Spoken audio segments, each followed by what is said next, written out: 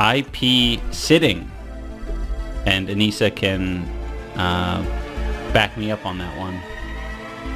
I'm sorry, what did you say? IP sitting?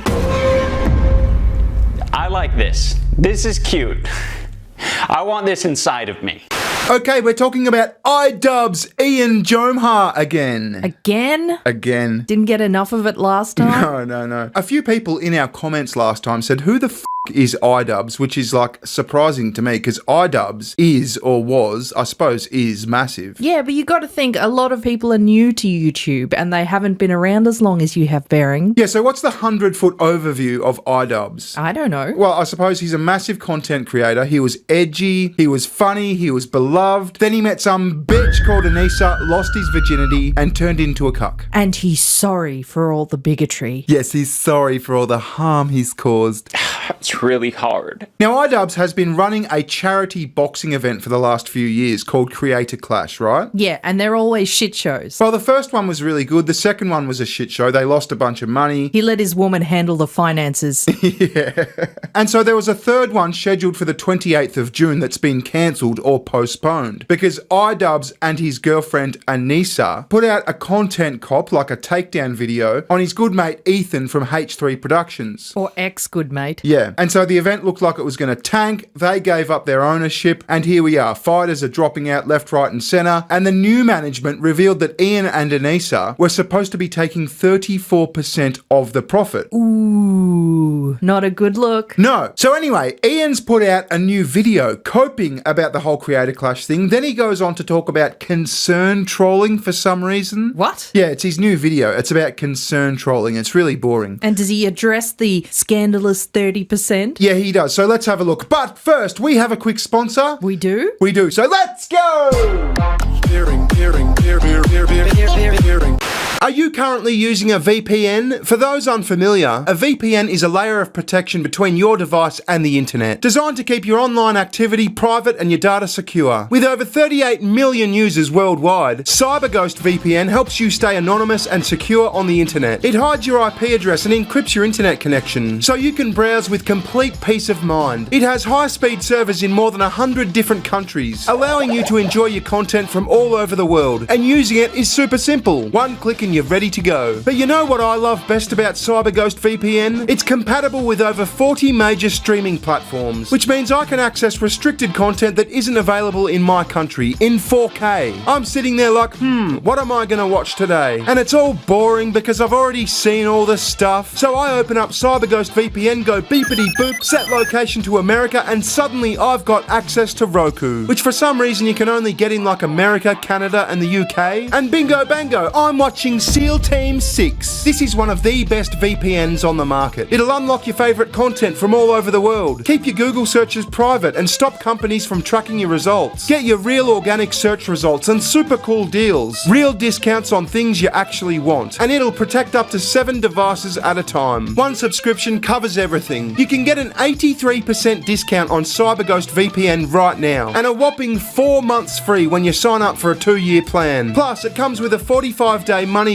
guarantee, so it's risk-free. Just visit cyberghostvpn.com/bearing. I'm not an expert communicator, and I don't know how to convey things, not over-communicate, not do all these things that potentially put the event at risk and put other people at risk. And that's kind of why I wanted to step away from this event. Oh, he wanted to step away from the event because he's not an expert communicator. Okay. You did a hit piece on like one of your best mates. The internet turned on you. Fighters started pulling out because it became this like Israel fucking Palestine thing ridiculously. And that's why this whole thing exploded. It's not because of your lack of communication skills, Ian. What a cope. But you know what's funny, right? If you go to the Creator Clash website, because heaps of the fighters have pulled out, the main fight is TBD versus TBD. Oh, I'm such a dumbass. I thought for a moment TBD was the name of a YouTuber. And then it just clicked in my head. To be determined or something? Yeah, or TBA. TBD versus TBA. I think where some of the confusion is that many people don't understand how charity events operate. Oh, right. This is all just confusion because we all don't understand how charity events operate. That's a bit rich coming from you, Ian. Yeah, I mean, for fuck's sake. I mean, I would just hazard a guess that a charity event would Not take 30%.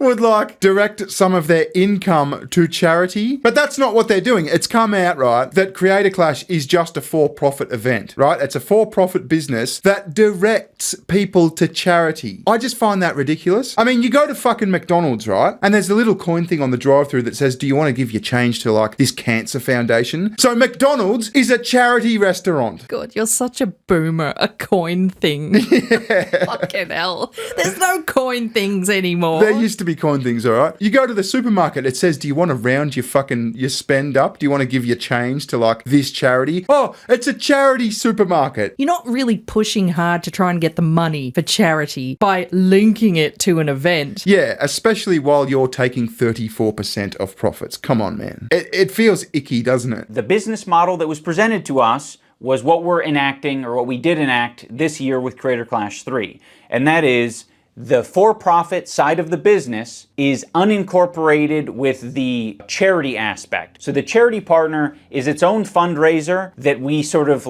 push people to, before, during, and after the event. Yeah, so it's like an extra link. I'll put a link in the description of this video, right? Donate to fucking whatever, midgets with fucking AIDS. I don't care. And this is a charity video. I mean, I suppose the problem, the way I see it, is this thing was billed as a charity event. So people are buying tickets sort of on the assumption that part of this ticket sale is going to charity, and that's not the case at all. The main controversy, I would say, is that it was revealed with the change of ownership that Anisa and I, because we're 1/3 ownership of Creator Clash the business, that we were getting 34% of the profit share. We weren't anticipating this event doing well. Wow, we weren't anticipating this event doing well. Then why did you put it on, Ian? What a cope. My God. For the virtue. They did it all out of the goodness of their hearts. Yeah, but you'll never believe where he goes next. This is fucking amazing. The contract wasn't structured in a way that the profit share could just directly go to charity. It was told to us, you could just donate your portion of the profit share to charity after the event. So we were like, okay, fine. Now, I know some people will find it hard to believe that Anisa and I were just going to give our portion of the profit share to charity. There's nothing I could really say to, I think, convince them otherwise. No, there's not. But I mean, what an insane cope. On the one hand, we didn't think the event was going to do well. Ipso facto, we didn't think there was going to be any profit. But our profit, I swear, guys, was going to be donated to charity. You got to trust us, believe us. Yeah, we were going to do it. We were. And I mean, to say, the contract that was presented to us wasn't structured so that this profit could be donated directly to charity. It's your event. It's your business. What the fuck are you talking about? This is so mismanaged. It's like business for retards. Yeah, I mean, if that's the way you wanted to structure it, you could structure it like that, Ian. I mean, to say on the one hand, it wasn't going to make any money, but then the money that it was going to make, our portion of it, we were going to donate that to charity. I swear, guys. I mean, fuck off. Just fuck off. We was going to fight the cancers, but not for the Jews. Okay, so now we're into the concern trolling portion. And this is just the classic new iDubbbz video. It's boring and gay. What the fuck's around his neck? It's one of those dongle things. It's a fucking microphone. On that show, that Virgin Island show we watched. Yeah. We got to do a video on that. That was fucking funny. There's a British show that I watched using Ghost VPN, mind you. Shout out. Because it's on Channel 4 Britain. All about a bunch of virgins that go to this fucking island, and there's therapists and shit that work with them, but they're really just whores. And surrogate sex coaches. Yeah, it's so funny. We watched it. We fucking cringed. In fact, I think there's a new episode. Anyway, I'm getting sidetracked. Yeah, stand by. That one's coming. Yeah. When I first started my research on concern trolling, I was trying to find scholars on the topic. I know it hasn't been around for that long, but I'm like, surely there's someone who is well-versed in the art of the troll. Oh, I wonder who he's got in mind. He's done his research. He wants to make his big video on concern trolling. Who's he going to put forth as the champion, the scholar of concern trolling? To my surprise, the scholar on this topic is Anita Sarkeesian. Yeah, it's been almost a decade since like the Gamergate time, and go figure, the white guy 8 years later is like, I think Anita Sarkeesian was kind of onto something. There's a lot of assholes on the internet, and they're kind of misogynistic too, I think. It's crazy what a little CTE or the love of a woman will do to you. Oh, Ian. Yeah, I mean, fuck. I don't know what to say to that. I sort of came onto the scene a bit after the fucking Gamergate thing, after the Anita Sarkeesian drama. But, like, she was a bitch. She was, like, just trying to ruin video games. Oh my god, there's too much tit and ass in this video game. Video game designers often choose to put tremendous focus on the butts of certain characters, while going to almost absurd lengths to avoid calling attention to the butts of others. It's misogynistic, it's sexist, fuck off. And how's him going, oh, the white guy discovers 5 years later? Fuck off, Ian. And what did he mean by CTE, the love of a good woman? Mate, the love of a good woman has turned you into a homo. She's not a good woman. Let's just make that very clear, okay? Anisa is not a good woman. Yeah. She has poisoned your balls, Ian. Yeah. So he's putting Anita Sarkeesian up as this, like, champion scholar of, I mean, I don't know why he's talking about this. Who asked for this video? It's funny, kind of like the mental gymnastics he makes by the end, though. I'll sum it up for you at the end. It's quite amazing, actually. Whenever I hear a guy championing misogyny, it makes my ovaries quiver, like pussy dry up. Yeah. Part of the reason I want to share this is because I know there are a lot of creators out there who have to deal with this on a regular basis. They have to be the ones to differentiate between authentic and inauthentic. And a lot of the time you just gotta fucking flip a coin or just ignore it outright. Okay. Who gives a fuck? I mean, who fucking cares? What a weird subject. I mean, concern trolling, really? This is your big drop? Today we're going to talk about misogyny, how it's really bad in society. I'm going to be a white knight. Yeah, he's like acknowledged his race, you know, the white guy discovers it years later. Oh my god, the love of a good woman, there's a misogynist on the internet. Shut up. Anyway, now is the portion of the video he has a crack at Tim Pool. When I listen to Tim Pool, he has like a little bit of a theory on, you know, the left versus right and who is doing more concern trolling. You can kind of look at the political spectrum as like a spectrum of concern, and people on the left seem to be generally more concerned than people on the right. You can say that people on the right are mostly concerned about themselves. That might be like a fair assessment. If you're somewhere over here where Tim Pool's at, all you gotta do to concern troll him is take one step to the left. Okay, so he's saying that like people on the left are good people. They're actually concerned with issues and events in the world. They care. They're care bears. Yeah. People on the right are just cunts. And what he says next is just, I think, the gayest fucking thing I've ever heard him say. If you take 2 steps to the left, you could be a care bear. But Tim Pool has such a fucking low emotional IQ that he doesn't realize. Did he just fucking say emotional IQ? What kind of oh, Jesus. No, Bearing, but it's the awareness. Literally the last clip a few seconds ago. He just said people on the left are more caring and emotionally mature. And then he just smacked the shit out of Tim Pool. He put a smackdown on him. Yeah, but I mean, emotional IQ. Come on, man. You've become a YouTuber that's talking about emotional IQ. Fucking hell. We're caring. We're loving. By the way, Tim Pool's a retard. It isn't a big deal to listen to what other people are saying and like adjust your behavior. It's all up to our own fucking discretion, right? Like if you aren't to the point, Tim, where, you know, you don't want to apologize for fucking anything, which by the way, it seems like that's a theme on your podcast, is basically saying like, I'm not a problem. Yeah, and that's good. Who the fuck wants to listen to anyone who goes, yeah, I'm a problem, I apologize for everything? That's why you're fucking tanking, Ian. Mm-hmm. You know, people don't want to listen to fucking losers who are just like unsure of themselves and like all fucking gay and pussified. So back in the day, you were all about bigotry, and now you've just had clarity. You've had pussy clarity. Well, I don't know if he was about bigotry, but he was about funny, at least, you know? Yeah, but let's be honest, bigotry is funny. Bigotry is funny. It is funny. After the content cop, I noticed a huge influx of concern trolls. They're trying to impact things in the real world. They're trying to, you know, make people crash out, as I was kind of indicating in my video. But I will say, one of the concern trolls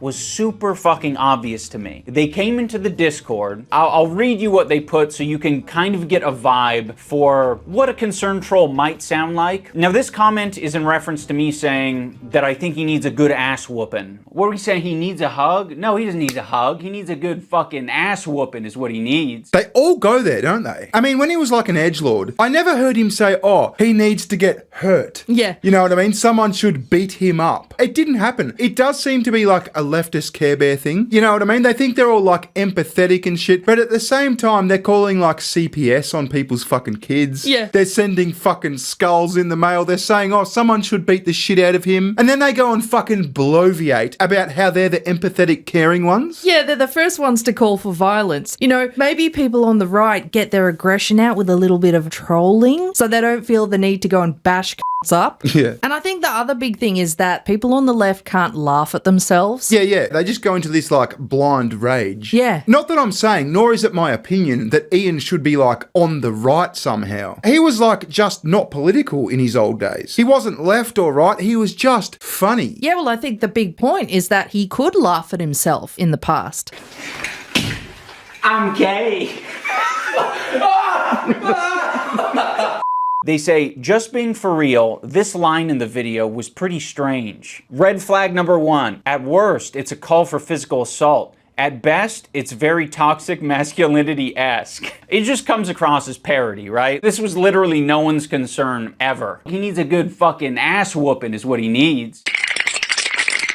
Either way, it doesn't seem to align with Ian's mentality towards being more progressive and against harassment. You see what I mean? It's trying to like insert like a little seed of doubt. Whoa, you might have been irresponsible here. You might need to take accountability. Okay, so he's got this comment and he's like, okay, this guy's not fucking being serious. He's a concern troll and he's decided to make this big video about it. So this last bit is just fucking amazing, right? This is like the triple somersault backflip of his mental gymnastics. It's amazing. I think we can end this video on a positive note. I'm proposing that fucking with people might be a way for some of these concerned trolls to indulge in things and lifestyles that they never thought were possible because they're so opposed to them. So by pretending to be the very thing that you hate, you might actually gain some sympathy, or you might be like, oh, actually, the people in this community I kind of fuck with. So he's saying that the people that concern troll actually just like him and they want to be part of his community. So let's just sum this up. What he's just said in this concern trolling portion of this video is number 1, Tim Pool is bad because he never wants to apologize